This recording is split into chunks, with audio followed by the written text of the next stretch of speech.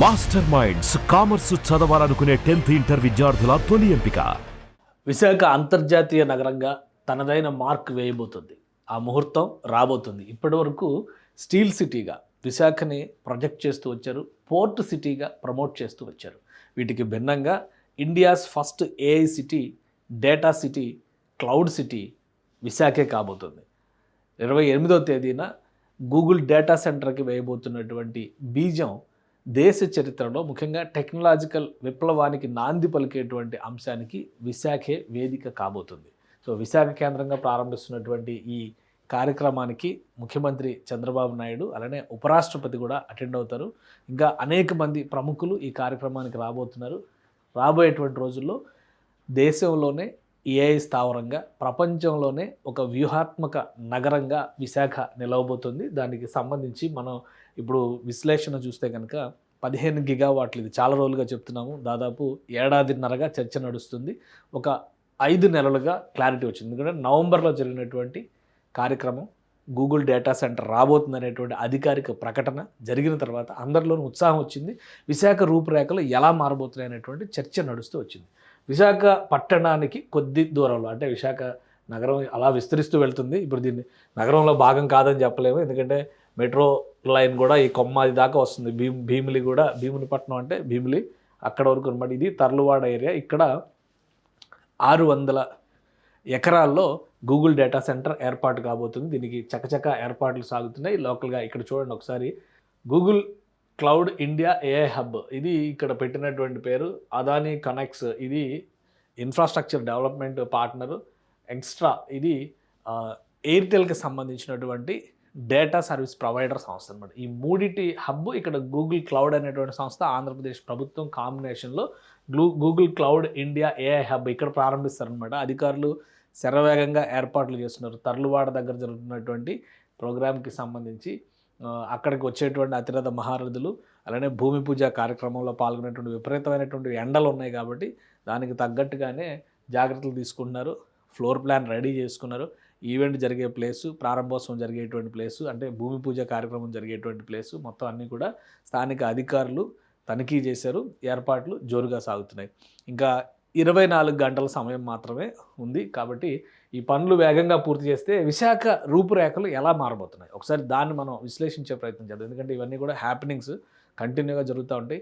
AI data centre గురించి ఇప్పటివరకు చాలా చెప్పుకున్నాం, కానీ ఎప్పటికీ కూడా చెప్పుకోవాల్సినటువంటి అంశాలు చాలా మిగిలే ఉంటున్నాయి. సో ఇది మొత్తం ప్రధానమైనటువంటి వేదిక, ఇక్కడ ఈవెంట్ జరుగుతుంది. సో ఆ ఏర్పాట్లన్నీ కూడా అధికార యంత్రాంగం దగ్గరుండి చూసుకుంటుంది. ఆంధ్రప్రదేశ్ ప్రభుత్వం ఇది ప్రతిష్టాత్మకంగా నిర్వహిస్తున్నటువంటి కార్యక్రమం. దేశం మొత్తం టెక్నాలజికల్ గ్రూప్స్ అన్నీ కూడా చూస్తున్నాయి. ఎందుకంటే ఇరాన్ యుద్ధం తర్వాత వ్యూహాత్మక ప్రదేశాలపైన టెక్నాలజీకి సంబంధించినటువంటి ఫోకస్ మరింతగా పెరిగింది.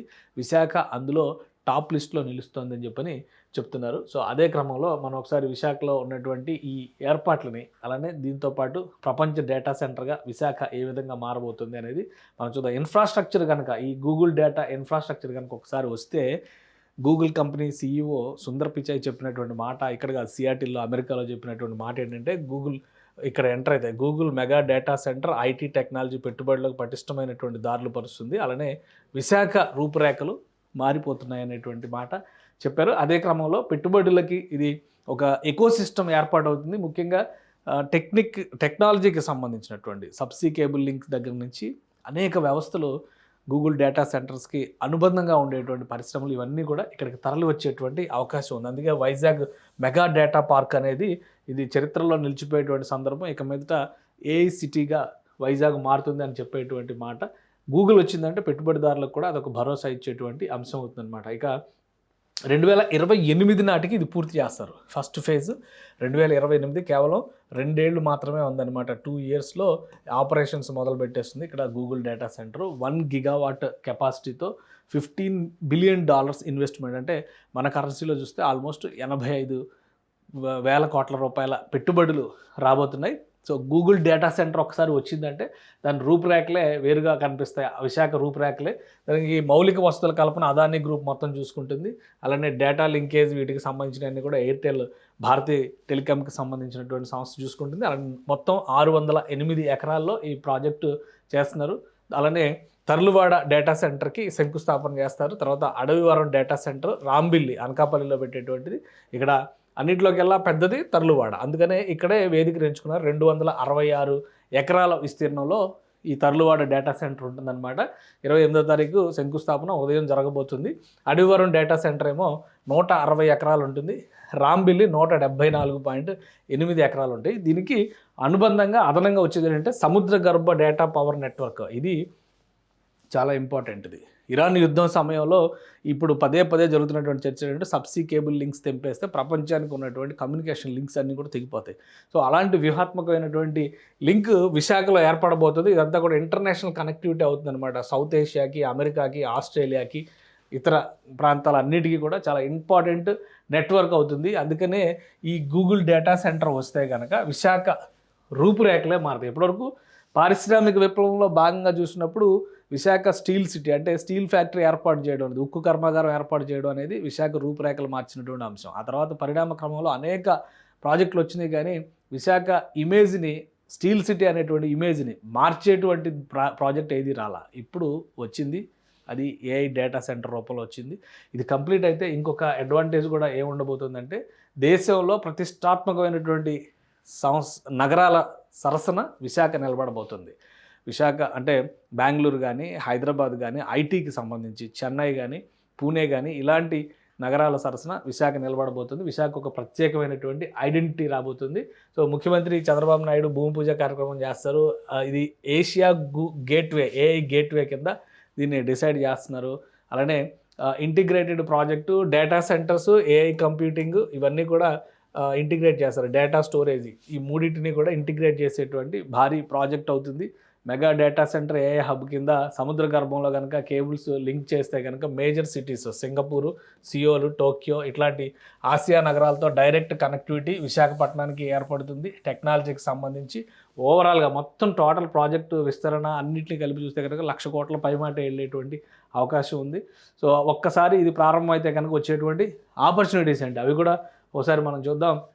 విశాఖ పూర్తిగా ట్రాన్స్ఫర్మేషన్ జరుగుతుంది. గూగుల్ గ్లోబల్ ఐటీ లీగ్లో హైదరాబాద్, చెన్నై, బెంగళూరు లాంటి నగరాల సరసన విశాఖ నిలబడుతుంది. ఆపర్చునిటీస్ విషయంలో మెగా ప్రాజెక్ట్స్ చాలా వరకు ఎంప్లాయ్మెంట్ జనరేషన్కి కారణమవుతాయి. అలానే పెట్టుబడులు, జాతీయ స్థాయిలో పెట్టుబడులు రావడానికి IT, semi conductors, AI related, ఇప్పటివరకు కోస్టల్ సిటీ, పోర్ట్ సిటీ అని చెప్పి అన్నాం కదా, టెక్నాలజీ సిటీ కూడా విశాఖ మారేటువంటి అవకాశం ఏర్పడుతుందన్నమాట. సో విశాఖ రూపురేఖల్ని, ఆంధ్రప్రదేశ్ ప్రగతి దృక్పథాన్ని పూర్తిగా మార్చేటువంటి ప్రాజెక్ట్ అవుతుంది. ఫైనాన్షియల్ హబ్ అని ఎలా అయితే అన్నారో అలాంటి ఫైనాన్షియల్ హబ్గా, ఎందుకంటే ఇక్కడే ఫిన్టెక్ వ్యాలీ గురించి వ్యాలీ ఆల్రెడీ ఏర్పాటైంది, మెడిటెక్ జోన్ ఏర్పాటైంది. సో అటు మెడికల్ అండ్ ఫార్మాకి సపోర్ట్ ఉంది, ఇటు ఐటీకి సపోర్ట్ ఉంది. ఏఐ డేటా సెంటర్స్ వస్తే ఇదంతా కూడా ఫ్యూచరిస్టిక్ ఓరియంటేషన్లో చూసినప్పుడు ఆపర్చునిటీస్ అన్నీ కూడా ఇందులోనే ఉంటాయి అనేటువంటి అభిప్రాయం కలుగుతుంది. అందుకనే విశాఖ ఉక్కు నగరం కాదు, ఇక మీదట డేటా సిటీగా మారబోతుంది. దానికి అంకురార్పణ జరగడానికి కొద్ది గంటలు మాత్రమే మిగిలి ఉంది.